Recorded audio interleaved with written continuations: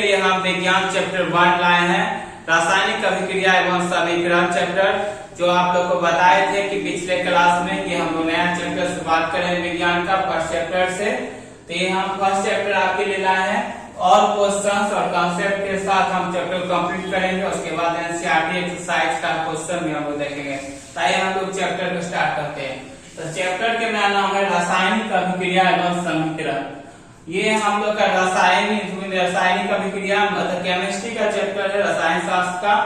तो हम लोग देखिए इसमें टॉपिक क्या क्या हमको आज पढ़ेंगे। हम लोग रासायनिक अभिक्रिया फर्स्ट टॉपिक है मेरा, सेकंड में है मेरा रासायनिक समीकरण, थर्ड टॉपिक है मेरा रासायनिक समीकरण से को संतुलित करना। अब फोर्थ टॉपिक है संतुलित और संतुलित अभिक्रिया क्या होता है वो सीखेंगे, और रासायनिक अभिक्रिया के प्रकार, ठीक है। और जो टॉपिक जो बचेगा वो हम लोग नेक्स्ट क्लास में करेंगे। तो आज देखिए बहुत इंपॉर्टेंट टॉपिक है। इस सब में से क्वेश्चन हमेशा ये चैप्टर से पूछता है हमेशा। रासायनिक अभिक्रिया के प्रकार से भी क्वेश्चन पूछा जाता है, संतुलित और असंतुलित से क्वेश्चन पूछा जाता है, कि बहुत इंपॉर्टेंट क्वेश्चन है। तो आप लोग इस चैप्टर को ध्यान से देखिएगा और ज्यादा लोगों को लाइक और शेयर कीजिएगा वीडियो को। अच्छा लगेगा तो आइए हम लोग चैप्टर स्टार्ट करते हैं। यहाँ देखिए सबसे पहले रासायनिक अभिक्रिया क्या होता है। कोई भी चैप्टर हम पढ़ते सबसे पहले तो किसी भी चैप्टर का नाम हमको अगर मालूम है तो उसका मतलब मालूम होना चाहिए, उसका क्या मतलब होता है। तो सबसे पहले हम देखिए रासायनिक अभिक्रिया। रासायनिक अभिक्रिया मतलब कोई भी दो तत्व ले लेते हैं या दो पदार्थ ले लेते हैं। जैसे हम एक हाइड्रोजन ले लिए, तो हाइड्रोजन मेरा क्या है, यहाँ गैस है, तो H2 यहाँ गैस है, हाइड्रोजन एक पदार्थ हो गया, इसको तत्व बोलते हैं हम लोग। और इसके साथ अभिक्रिया की हम किसका, ऑक्सीजन का। हाइड्रोजन की अभिक्रिया करेंगे यहाँ प्लस साइन देंगे, हाइड्रोजन के साथ ऑक्सीजन का जब अभिक्रिया की हमको, ये हमको क्या मिला, जल मिला, ये जल बना। तो ये हमको इसके लिए क्या करना है, हमको तत्व का क्या नाम याद रहना होगा, परमाणु संख्या याद करना पड़ेगा, बहुत इंपॉर्टेंट है। तो रासायनिक अभिक्रिया उसको कहते हैं जब दो तत्व या दो पदार्थ एक दूसरे से अभिक्रिया करती है तो एक नया पदार्थ बनाती है, जिसका गुण जो होगा वो तत्व से क्या होगा, गुण भिन्न होगा, अलग होगा, उसका गुण एक दूसरे से मिलेगा नहीं। जैसे देखिए हाइड्रोजन जो है यहाँ, ये मेरा एक गैस है, ऑक्सीजन भी मेरा ये क्या है, एक गैस है, ये मेरा जल बना, तो जल ये मेरा क्या हो गया, यौगिक हो गया, ये क्या हो गया, यौगिक, जिसको हम लोग कंपाउंड बोलते हैं इंग्लिश, यौगिक हुआ, ठीक है। तो देखिए हाइड्रोजन जो ऑक्सीजन से अभिक्रिया क्या है, जल बना, तो जल गैस मिलके ये क्या बनाया, एक तरह से द्रव्य बनाया, क्या बनाया, द्रव। जल द्रव क्या है, द्रव है, द्रव पदार्थ। तो ये हमको क्या हुआ कि मतलब जब दो या दो से अधिक पदार्थ मिलकर एक या एक से अधिक गुणधर्म वाले पदार्थों का निर्माण करती है तो उसे हम कहते हैं रासायनिक अभिक्रिया। आप लोग को समझ में आ गया होगा, दो पदार्थ होगा या तो तत्व होगा, ये दोनों जब अभिक्रिया करेगी तो रासायनिक अभिक्रिया बनेगा। आप देखिए इसमें उदाहरण में जैसे हम आप लोग को बताएंगे हाइड्रोजन और ऑक्सीजन। देखिए हाइड्रोजन का फॉर्मूला H2, क्योंकि यहाँ गैस लेंगे, ठीक है। हाइड्रोजन और ऑक्सीजन अभिक्रिया करेगी तो क्या बनाएगा, जल। क्या बनाया, यहाँ जल बनाया, जल क्या है, द्रव्य है, द्रव्य का निर्माण करते हैं। ये आपका एग्जाम्पल हो गया। दूसरा भी कोई भी एग्जाम्पल ले सकते हैं, जैसे मैग्नीशियम प्लस ऑक्सीजन, तो क्या बना, मैग्नीशियम ऑक्साइड MgO बनाया, ठीक है। तो ये आपका बहुत सारा अभिक्रिया इससे एक दूसरा से अभिक्रिया करके नया पदार्थ बनाएगा, जिसका गुणधर्म क्या रहेगा, नया गुण रहेगा, उसका अलग रहेगा तत्व से, ठीक है। तो आप देखिए और किसी भी रासायनिक अभिक्रिया को भौतिक विधियों से उलट नहीं किया जाता है। आप भौतिक विधियों से नहीं उलट कर सकते, मतलब भौतिक समीकरण कि हम क्या कर दिए, इसको हम बना दिए जल, जब बर्फ बना दिए, बर्फ से हम लोग पानी बना दिए, ठीक है। तो ये हम लोग भौतिक विधियों को करते थे, लेकिन इसको हम लोग जब भी चेंज करेंगे तो रासायनिक समीकरण द्वारा चेंज करेंगे। अब देखिए रासायनिक अभिक्रिया में शामिल क्या क्या है। सबसे पहले अवस्था में परिवर्तन इसका होगा। तो अवस्था कैसे, जैसे हम बताएं, जैसे जल है, ठीक है, या वाटर है, तो जल से देखिए क्या बना, जल को अगर हम लोग ठंडा करते हैं, ठीक है। अगर ठंडा इसको कर रहे हैं जल को, तो मेल्टिंग पॉइंट क्या होता है 0 डिग्री सी होता है, बॉइलिंग पॉइंट 100 डिग्री सी। जब जल को ठंडा कर रहे हैं, ये क्या बना, बर्फ बना। तो बर्फ जब बना तो ये क्या अवस्था में इसका परिवर्तन होगा, फिर बर्फ को गर्म कर देंगे, क्या बन जाएगा, जल बन जाएगा। तो ऐसे ही क्या होगा, मतलब इसको उतना टेम्परेचर जिसमें क्या जल बन जाए। तो मतलब अवस्था में इसका परिवर्तन, फिर रंग में परिवर्तन। रासायनिक अभिक्रिया में क्या होता है, रंग में परिवर्तन। जब एक दूसरे पदार्थ को हम क्रिया कराते हैं तो क्या होता है, रंग। जैसे मैग्नीशियम कोई ऑक्सीजन के साथ क्रिया कराए तो मैग्नीशियम ब्राउन कलर का होता है, ठीक है। और ये क्या हो गया, व्हाइट रिबन। जब जल गया तो व्हाइट रिबन में क्या मैग्नीशियम ऑक्साइड जो है व्हाइट कलर का बना दिया। इसका अभिक्रिया क्या हुआ, कलर हमको परिवर्तन हो रहा है। आप देखिए तापमान में परिवर्तन, कोई अभिक्रिया है उसको तोड़ने के लिए मान से CaCO3 है, ठीक है। ये अभिक्रिया को हम क्या कहें, ज्यादा हीट दिए, तो हीट दिए मतलब तापमान इसमें बढ़ा दिए, तापमान ले रहा है। तो तापमान जब बढ़ा दिए क्या हो जाएगा, CaCO प्लस CO2 में ये टूट जाएगा। तो इसका तापमान बढ़ाने पे क्या हो रहा है, अभिक्रिया संभव हो रही है। आप देखिए तीसरा गैस, उसके बाद क्या है, तापमान परिवर्तन बाद गैस में परिवर्तन। गैस में परिवर्तन क्या हो रहा है, आप ज्यादा हम वाटर को ज्यादा हम टेम्परेचर दे देंगे, हीट कर देंगे, तो फिर से वो क्या हो जाएगा, गैस में परिवर्तन हो जाएगा। तो ये सभी क्या है, रासायनिक अभिक्रिया के गुण हैं। अवस्था में परिवर्तन होता है रासायनिक के कारण, रंग में परिवर्तन होता है, तापमान में परिवर्तन होता है, गैस में परिवर्तन होता है। और रासायनिक अभिक्रिया आप समझ गए, जब दो या दो से अधिक पदार्थ मिलकर एक परस्पर योगी का निर्माण कर, जिसका गुणधर्म क्या रहेगा, अलग रहेगा, भिन्न रहेगा तत्व से, उसको हम लोग क्या बोलते हैं, रासायनिक अभिक्रिया, ठीक है। तो रासायनिक अभिक्रिया आपको क्लियर हो गया, आप इसको नोट कर लीजिए। इसके बाद हम लोग रासायनिक समीकरण टॉपिक पे, अभी रासायनिक अभिक्रिया कुछ टॉपिक देखते हैं, उसके बाद रासायनिक समीकरण हम लोग। रासायनिक अभिक्रिया देखिए, आप दैनिक जीवन में होने वाले रासायनिक अभिक्रिया, हमारे दैनिक जीवन में क्या क्या रासायनिक अभिक्रिया से रिलेटेड जो यूज होता है वो चीज देखते हैं। सबसे पहले भोजन का पाचन, इसमें भी रासायनिक अभिक्रिया है, क्योंकि भोजन का पाचन में हम लोग को मदद करता है रासायनिक अभिक्रिया। और लोहे पे जंग लगना, लोहे पे जंग लगना देखिए, अगर कोई भी लोहा को हम क्या कर देंगे, मान चलिए आयरन का एक रड ही ले लिए, तो आयरन का रड को हम लोग क्या कर दिए, एक आयरन का रड ले लेते, मान चलिए आयरन का रड है, ठीक है। तो आयरन का रड को हम लोग एयर के प्रेजेंस में रख दिए बाहर, ठीक है। हवा की उपस्थिति में बाहर रख देते हैं नमी में, तो क्या करता है, धीरे धीरे कुछ समय रखने के बाद क्या होता है, धीरे धीरे इसमें जंग लगने लगता है। और जंग लगने के कारण की लोहा अंदर से क्या होता है, कमजोर हो जाता है। तो इसमें एक तरह से क्या हो रहा है, रासायनिक समीकरण हो रहा है, क्योंकि जब हम ऑक्सीजन की उपस्थिति में रख रहे लोहा को, तो क्या हो रहा है, इसमें जंग लगना शुरू हो जा रहा है, ठीक है। तो रासायनिक अभिक्रिया कर रहा है, लोहे में लगेगा, हमेशा धातु में लगता है। फिर दही का बनना, आप देखिए दही का बना, दूध से क्या होगा, दही बन जाएगा, लेकिन दही से हम लोग दूध बना सकते, नहीं बना सकते। तो ऐसा समीकरण जिससे हम लोग नया पदार्थ बना सकते हैं, और फिर से वही पदार्थ को हम लोग उत्पन्न नहीं कर सकते हैं, तो उस पदार्थ को हम लोग ही रासायनिक समीकरण करते हैं। अब भौतिक में क्या हुआ, भौतिक गुण में क्या अंतर हुआ, कि भौतिक में क्या हुआ कि वाटर से, जल से क्या हो गया, मेरा बर्फ बन गया, फिर बर्फ से हम क्या बना लिए, पानी बना लिए, तो उसमें कोई परिवर्तन हो रहा है, फिर चेंज हो रहा है, अवस्था में सिर्फ परिवर्तन हो रहा है। लेकिन इसमें क्या हो रहा है, हम दही से, दूध से दही बन जाएगा, फिर दही से दूध बनेगा नहीं। तो उसके बाद क्या हो गया मेरा, ये समझ गए। उसके बाद श्वसन देखिए, श्वसन भी अभिक्रिया क्या है, सांस लेना या छोड़ना, ये सब क्या है, रासायनिक अभिक्रिया है। हम लोग श्वसन जो करते हैं, सब कौन सा अभिक्रिया है, रासायनिक क्रिया, जो सभी को हम लोग दैनिक जीवन में सभी अभिक्रिया का हम लोग यूज करते हैं, होता है मेरा। आप देखिए उसके बाद हम टॉपिक आते हैं, तो हमको रासायनिक अभिक्रिया में दो चीज पढ़ना है, पहला अभिकारक, दूसरा उत्पाद। पहला अभिकारक, दूसरा उत्पाद। उत्पाद का दूसरा नाम प्रतिफल भी होता है, उत्पाद का दूसरा नाम क्या होता है, प्रतिफल, ठीक है। आप देखिए अभिक्रिया, अभिकारक और उत्पाद क्या होता है, एक एग्जाम्पल के द्वारा हम आपको समझाते हैं। देखिए मान लेते हैं कि हमको कार्बन है, ठीक है, प्लस ऑक्सीजन को अभिक्रिया कराएं, तो कार्बन डाइऑक्साइड बना, ठीक है, कार्बन और ऑक्सीजन जब अभिक्रिया कराएं तो कार्बन डाइऑक्साइड बना।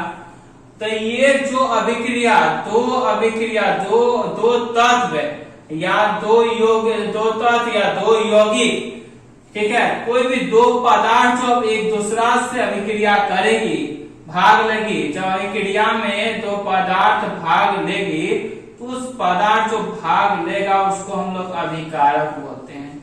क्या हम लोग बोलते हैं? अभिकारक। इससे अभिक्रिया करने के बाद जो नया पदार्थ हमको प्राप्त होगा, बनेगा, उसको हम लोग क्या बोलते हैं? उत्पाद या प्रतिफल।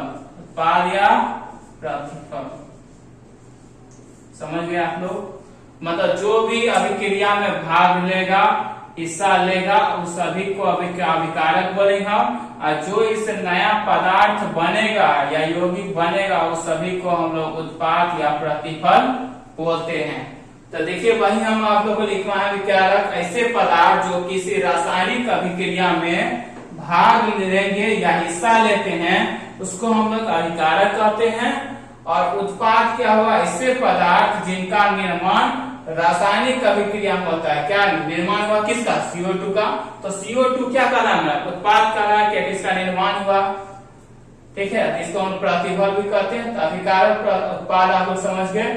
और दैनिक जीवन होने वाला रासायनिक अभिक्रिया का अभिक्रिया पूछता है कि क्या क्या यूज होता है।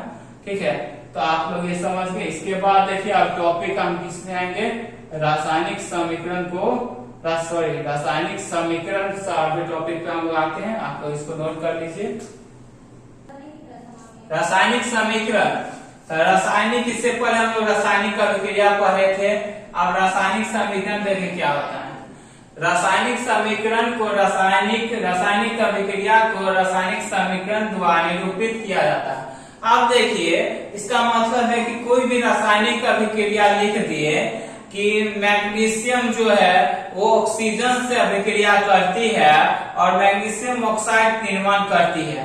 तो जब भी मैग्नीशियम ऑक्साइड निर्माण कर रही है, हमको इस भाषा में लिख रहे हैं, तो मतलब लिख रहे इसका पूरा नाम मैग्नीशियम। और जब यही चीज को हम इसका क्या है सिंबल के द्वारा दर्शाए, मतलब इसका क्या समान रूप निरूपित करे, इसका नाम से इसको निरूपित करे, तो उसको हम लोग कहेंगे, इस नाम से निरूपित करें और उसका हम दर्शाएं कि वो ठोस है या द्रव्य है या गैस है या एक्वस, मतलब एक्वस को हम लोग बोलते हैं जलीय विलयन। इसके द्वारा अगर निरूपित करें, ये दोनों चीज अगर हम दर्शाएंगे तो उसको हम लोग रासायनिक समीकरण कहते हैं। अब देखिए इसका परिभाषा जो लिखवा है, तो रासायनिक समीकरण द्वारा निरूपित करते हैं। तो क्या रासायनिक अभिक्रिया के अभिकारकों और प्रतिफलों में पदार्थ के प्रतीक को, क्या प्रतीक किसको बोलते हैं? मतलब मान चलिए कि मैग्नीशियम लिखा हुआ पूरा या ऑक्सीजन ही पूरा लिखा हुआ है, तो ऑक्सीजन क्या O2 हम लिखते हैं इसका सूत्र। तो इसको ये प्रतीक कहलाए, इसका प्रतीक द्वारा हम इसको क्या कर रहे हैं, सूत्र द्वारा हम इसका प्रयोग कर रहे हैं, का इस्तेमाल किया जाता है। प्रतीक का इस्तेमाल करेंगे, पूरा इसका क्या है, पूरा हम इसका नाम यूज नहीं करेंगे। यहाँ प्रतीकों के साथ उनकी भौतिक अवस्था को भी दर्शाया जाता है। भौतिक अवस्था मतलब क्या? वो ठोस में है या गैस में है, ठीक है, या आपका क्या है द्रव में है या आपका जलीय विलयन में है, उसका अवस्था को भी दर्शाना है और उसको सूत्र द्वारा दर्शाया जाता है। उसी को हम लोग क्या बोलते हैं? रासायनिक समीकरण। ठीक है, तो एक एग्जांपल देखिए, जैसे मैग्नीशियम ऑक्सीजन के साथ अभिक्रिया, ये देखिए ये रासायनिक अभिक्रिया हम इसको बोलेंगे। क्यों बोलेंगे? क्योंकि ये सिर्फ लिखा हुआ है मैग्नीशियम रिबन का वायु ऑक्सीजन में दहन कर क्या ऑक्सीजन को उपस्थिति में इसको जलाने पर हमको क्या मिल रहा है? मैग्नीशियम ऑक्साइड प्राप्त हो रहा है। ये बहुत ही इंपॉर्टेंट अभिक्रिया है जो एग्जाम में आता भी है। और वो मैग्नीशियम ऑक्साइड जब जल जाता है तो वो व्हाइट पाउडर में कन्वर्ट हो जाता है। ठीक है, उजला जो पाउडर रहता है उसमें बन जाता है। तो आप लोग ध्यान रखिएगा, इसका रिएक्शन का बात करेंगे हम लोग। आप देखिए यहाँ मैग्नीशियम ऑक्सीजन जो है, ये आपको इससे पहले बताए अभी तुरंत, ये दोनों उत्पाद है जो भाग ले रही है उसको हम लोग क्या बोलते हैं, उत्पाद, सॉरी जो रासायनिक अभिक्रिया में हिस्सा लेती है उसको हम लोग अभिकारक बोलते हैं। क्या बोलते हैं, अभिकारक। अभिक्रिया करने पर जो नया पदार्थ जो बनती है उसको हम लोग उत्पाद बोलते हैं या प्रतिफल बोलते हैं। उत्पाद बोलते हैं या प्रतिफल बोलते हैं। आप देखिए कि मैग्नीशियम को तो हम लिख दिए, मैग्नीशियम अभिक्रिया किया ऑक्सीजन के साथ, मैग्नीशियम रहा। इसको देखिए मैग्नीशियम था, उसका सिंबल क्या है, हमको प्रतीक क्या है, Mg। और वायु का मतलब ऑक्सीजन का प्रतीक क्या, O2। मैग्नीशियम ऑक्साइड का क्या सूत्र है, MgO। तो इसको सूत्र द्वारा दिखा दिए हम। तो इसको अभी पूरी तरह से हम रासायनिक समीकरण नहीं बोलेंगे। क्यों नहीं बोलेंगे, अगर आप ऐसे लिख देते हैं तो आपका गलत हो जाएगा। तो कैसे गलत होगा, देखिए आप यहाँ पे इसको तो सूत्र द्वारा तो दर्शा दिए, लेकिन आप क्या यहाँ पे इसका क्या लिखे यहाँ पे कि ये कौन सी अवस्था में है, भौतिक अवस्था में कौन सी अवस्था में है, ठोस में है, द्रव है, गैस, जलीय विलयन में आप लिखे हैं, नहीं लिखे। तो देखिए कैसे इसको लिखना है। Mg हम रिबन जानते हैं, ये ठोस अवस्था में रहती है, इसके सामने S लगा दें क्योंकि ठोस को हम S से सूचित करते लिखवा है। प्लस देखिए O2, तो O2 ये देखिए गैस है, इसको हम लोग G लगा देंगे। फिर मेरा देखिए क्या बना, मैग्नीशियम ऑक्साइड बना। तो इसको जो मैग्नीशियम ऑक्साइड में क्या है, एक ठोस है, इसको गैस। अब ये मेरा क्या हुआ, रासायनिक समीकरण कहलाया। और ये जो था ये मेरा क्या कहलाया, रासायनिक अभिक्रिया। आप दोनों को डिफरेंस मालूम चल गया कि रासायनिक अभिक्रिया में क्या होता है, कोई भी तत्व या यौगिक पदार्थ का पूरा नाम लिखा रहता है, ये इससे अभिक्रिया करती है। लेकिन रासायनिक समीकरण क्या होता है, उसका प्रतीक सूत्र द्वारा दर्शाया जाता है, और वो कौन सी अवस्था में है उसके द्वारा हम दर्शाते हैं, तो उसको हम लोग रासायनिक समीकरण कहते हैं। तो आप लोग ये टॉपिक क्लियर हो गया होगा, कोई दिक्कत नहीं हुआ होगा, तो आप लोग इसको फिर से नोट कर लीजिए। इसके आगे बढ़ते संतुलित रासायनिक समीकरण। आप देखिए हम लोग बताएं कि संतुलित रासायनिक समीकरण देखिए क्या होता है। पहले तो वह रासायनिक समीकरण जिसमें दोनों पक्षों मतलब अभिकारकों तथा उत्पादों, अभिकारकों तथा उत्पादों में प्रत्येक तत्व के परमाणुओं की संख्या बराबर होती है, वो संतुलित रासायनिक समीकरण कहते हैं। आप देखिए ये हमको क्या हुआ, सबसे पहले बताइए, आप लोग बनाया अभी जस्ट, इसको हम लोग अभिकारक बोलते हैं। ये क्या हुआ, मेरा प्रतिफल हो गया या उत्पाद इसको बोलेंगे। आप देखिए अगर इधर जो Fe है तो Fe क्या है, तत्व है। ये तत्व Fe मान के चलिए इधर एक रहता, इधर भी एक रहता। अगर दोनों पक्षों में अगर बराबर हो गया, वैल्यू समान हो गया, तो उसको हम लोग बोलेंगे संतुलित रासायनिक समीकरण। सभी में यहाँ H है, H भी दो है, इधर भी दो अगर हो रहता तो वो भी संतुलित, अगर वो भी दो इधर भी वो दो रहता तो संतुलित। तो सभी मतलब चारों तरफ क्या हुआ, परमाणुओं की संख्या क्या होना चाहिए, अभिकारकों और प्रतिफल में, अभिकारकों और प्रतिफल या उत्पाद में परमाणुओं की संख्या बराबर होनी चाहिए। अगर बराबर होगी तो रासायनिक संतुलित रासायनिक समीकरण कहलाएगा। ठीक है, अगर बराबर नहीं होगा तो क्या हो जाएगा, संतुलित रासायनिक समीकरण कहलाएगा। समझ गए। तो देखिए इसको हम लोग संतुलित कैसे करते हैं। आप लोग को संतुलित करने की दो विधि हम बताएंगे। सबसे पहला विधि हम लोग देखते हैं जिसको हम लोग एक तरह से अनुमान विधि बोल सकते हैं, कि अनुमान लगा के हमको उसको संतुलित हम लोग करते हैं उसको। तो सबसे पहला विधि हम लोग देखते हैं। तो पहला में देखिए अभिकारक है, तो Fe देखिए कि आगा Fe कितना है, तो Fe कुछ नहीं है इधर, तो Fe 1 है। ठीक है, कुछ नहीं लगा हुआ है तो क्या है, 1 है। तो अभिकारक में यहाँ Fe को हम लोग यहाँ 1 लिख दिए।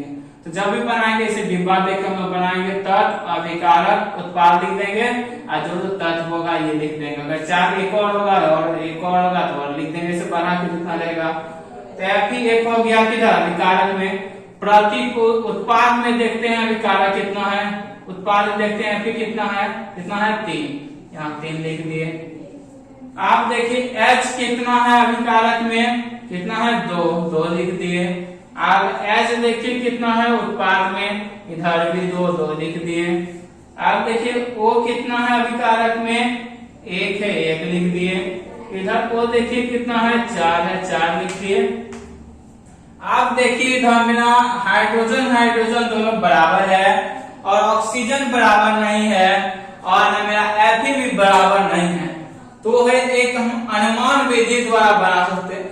इसमें देखिए जब भी हम यूज करेंगे तो प्लस यूज नहीं करेंगे, हमेशा लगाएं गुना में, मतलब इसके आगे 3 लगाएं तो गुना में है, इसके आगे 2 लगाएं तो गुना में है, और कहीं भी यहाँ पे हम लोग 2 नहीं लगाते हैं। हमेशा क्या कर जाते हैं, जो भी तत्व लिखा हुआ है उसके आगे में हम 2 लगाते हैं, ठीक है। अगर यहाँ 2 लगाए तो Fe कितना हो गया, 2 हो गया।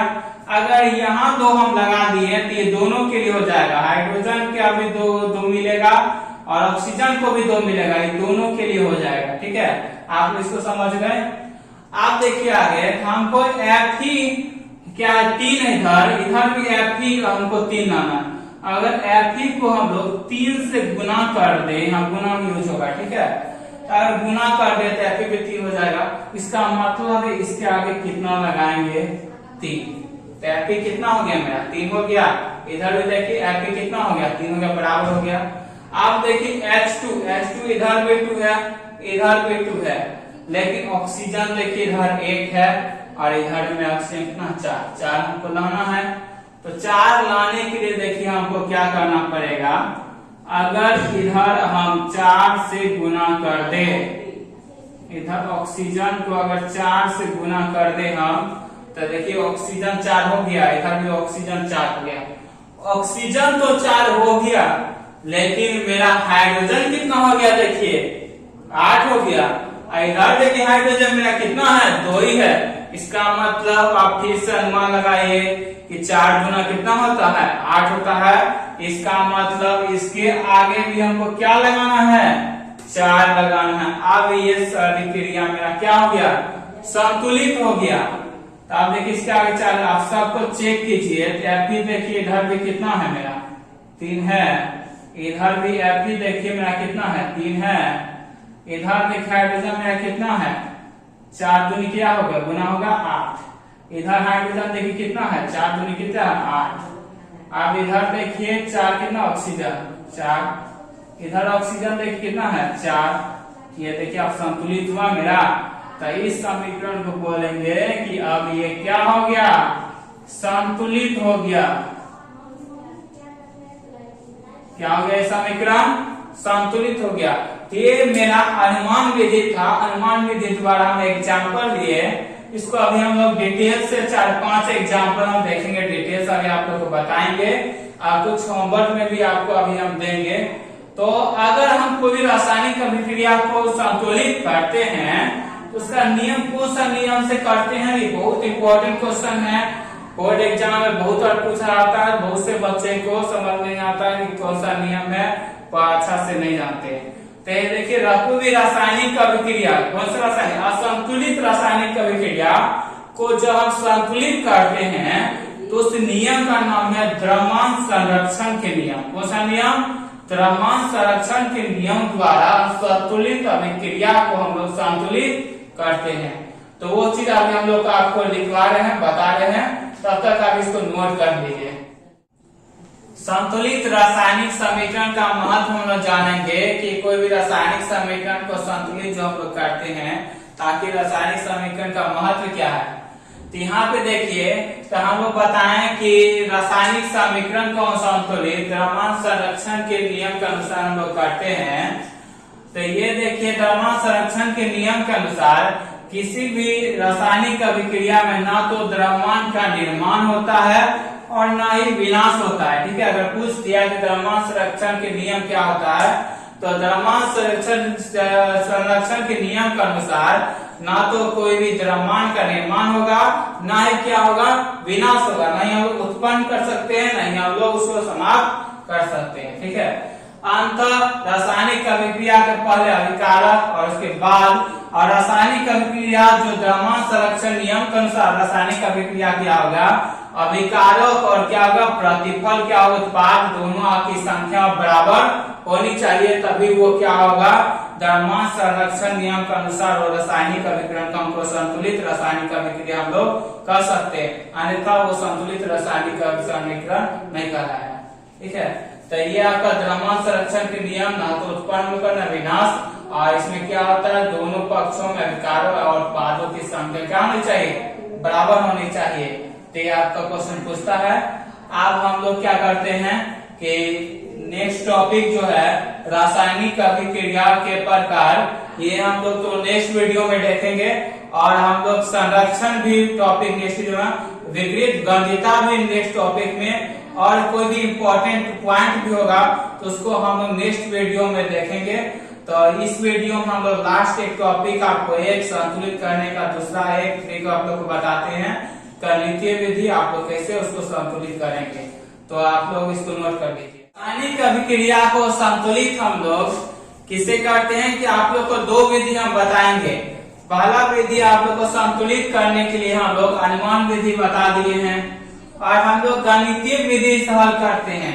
तो ये क्वेश्चन देखिए, हम अनुमान विधि से इसको हम लोग हल कर चुके हैं, आप लोग गणितीय विधि से हल करते हैं इस क्वेश्चन को। तो देखिए कैसे इसको हम लोग गणितीय विधि से हल करेंगे। तो इसमें क्या करेंगे, कोई भी इसको मान लेते हैं, ए मान लीजिए, इसको बी मान लीजिए, इसको सी मान लीजिए, इसको डी मान लीजिए। ठीक है, और जहां जहां ए है, ठीक है, तो एफ ही को एफ ही के बराबर कीजिए, और एच को एच के बराबर कीजिए, ओ को ओ के बराबर कीजिए। तो आप देखिए, तो एफ ही जो है, तो एफ ही इधर देखिए कितना है, कितना एफ ही इधर लिख दीजिए, इधर तो में लिख दीजिए, तो क्या है मेरा एफ ही, तो एफ ही देखिए कितना है, इधर ए है, तो ए बराबर दीजिए, इधर देखिए एफ ही कितना है, 3 इंटू सी, कितना हो गया 3c। ठीक, अब सेकेंड में आइए फिर से, तो यहाँ देखते हैं सेकेंड में आप क्या है मेरा, देखिए ऑक्सीजन है, हाइड्रोजन है, हाइड्रोजन नीचे नीचे, हाइड्रोजन देखिए कितना है मेरा हाइड्रोजन, इधर 2b बराबर, इधर हाइड्रोजन देखिए कितना है, हाइड्रोजन कितना है, d है, क्या हो जाएगा इधर 2d। अब इसके बाद क्या बचा मेरा ऑक्सीजन, तो ऑक्सीजन देखिए मेरा कितना है, इधर b है, इधर b है ऑक्सीजन, बराबर इधर ऑक्सीजन देखिए क्या 4 इंटू सी, कितना है 4c। आप देखिए कौन सा संख्या सबसे ज्यादा बड़ा है, कौन सा लेटर सबसे ज्यादा बड़ा है, ए आया सबसे ज्यादा, या सी आया, बी आया। तो सी देखिए 2 बार आया, बी भी 2 बार आया, तो दोनों में से किसी एक को हम लोग एक मान लेते हैं, सी को एक मान लीजिए या बी को एक मान लीजिए। तो यहाँ देखिए अगर इसको देखिए 2 2 तक कट जाएगा ये, तो यहाँ से क्या निकल गया, b इक्वल टू डी निकल गया। आप देखिए कि c इक्वल टू हम लोग 1 मानते हैं, c इक्वल टू 1, माना कि c इक्वल टू क्या है 1 है, तो c इक्वल टू 1 मान लिए, इस समीकरण में c का वैल्यू बैठाइए तो क्या होगा c का वैल्यू, तो a बराबर क्या हो जाएगा 3 इंटू 1, क्या हो जाएगा 3, a बराबर 3 आ गया। b, आप देखिए यहाँ तो b d का मतलब नहीं है, आप पहले इधर देखिए c, फिर से यहाँ भी c का वैल्यू बैठाइए, कितना आ गया c 4 इंटू 8, तो 4 गुना 1 क्या होगा 4, तो b का भी मान मालूम हो गया, a का भी मान हमको मालूम चल गया। अब हमको h निकालना है, तो यहाँ पे हम b का मान निकाल देते हैं, बैठा देते हैं, तो d का मान हमको मालूम चल जाएगा। तो b का मान देख कितना है 4, तो यहाँ b का मान बैठा दीजिए, तो मेरा d ही निकल गया, a निकल गया, b निकल गया, c निकल गया, और d हमको मालूम निकल गया। सभी को एक यहाँ बॉक्स में लिख लेते हैं। ये देखिए कितना आया, कितना आया 3, b देखिए कितना आया, b देखिए कितना आया 4, सी तो हम 1 माने ही थे, डी कितना आया, डी भी 4। आप देखिए इसमें क्या करना है, जो भी ए बी और सी और डी का वैल्यू आया उस सभी को समीकरण उसके जगह पर बैठा दिए। तो यहाँ से सभी को मिटा दीजिए, या देखिए आप लोग नोट कीजिएगा, इसको नीचे लिख देते हैं। तो ए के जगह देखिए कितना लिखना है, 3, तो क्या लिख देंगे 3Fe प्लस बी के जगह कितना लिखना है, देखिए 4H2O।